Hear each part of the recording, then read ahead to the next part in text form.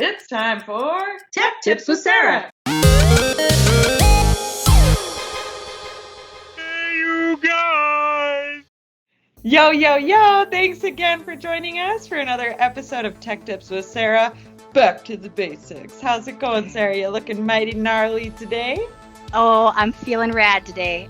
I feel the need for some speed in PowerPoint. I love it.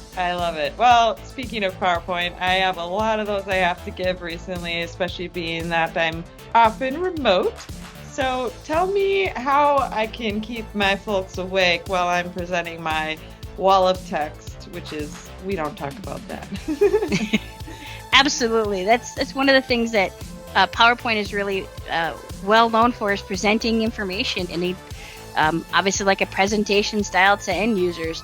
And sometimes when we're looking at it, we're just constantly reading information. And sometimes we're reading stuff ahead of time and we're losing context of what the speaker is saying. Or it's just looking at like a chalkboard. The chalkboard doesn't do anything. You just write on it and it's there.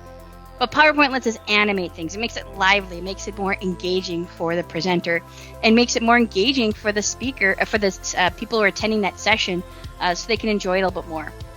So something that you may not remember, that you're just used to putting text into PowerPoint, you may not remember how to animate it, how to make it look a little bit lively. So I've got a list here of some reasons I'm presenting to my proposal team about why we want to go back to the 80s for some business ideas.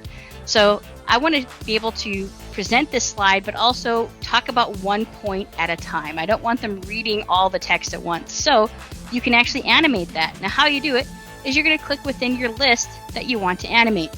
On the Animations tab in PowerPoint, you'll see a few different options. You have Appear, Fade, Fly In. You can click on this drop down. You can see entrance effects. You can see emphasis if you want to say, hey, remember this. Or if you want to have it exit and say, go away, we don't like you anymore.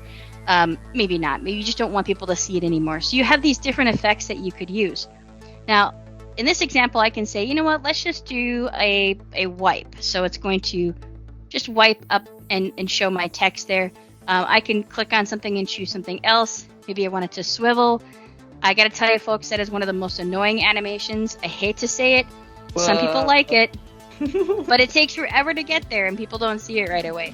So if you don't like what's being presented to you, you can choose more entrance effects or more emphasis effects, and that'll give you a dialogue that lets you choose some additional ones. So if I hit random bars, hey, PowerPoint still does the same thing it does with everything else. It gives you that preview of what it looks like.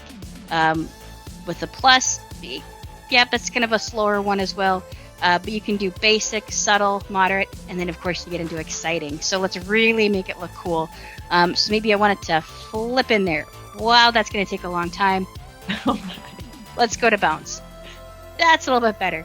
So as you can see, that preview effect is really helpful. So you don't just put it in there and see that it's going to take forever for it to show up. Yep.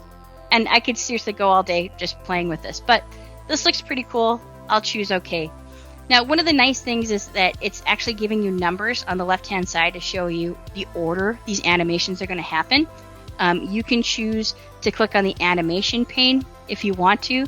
You can see it's treating these all as one. And I can actually see all of my lines here, and it's going to happen and show every one of these on a click. So I click, this is the first one. I click, it's going to show the second one. I click, it's going to show the third one.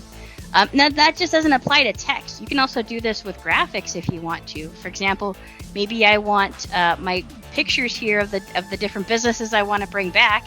I want those to show in as well. So maybe I want to have those swivel, because I don't need to worry about having to read that.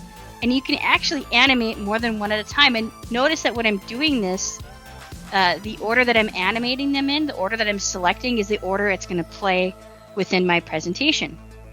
So just grab a couple here, and we'll just go through and animate these.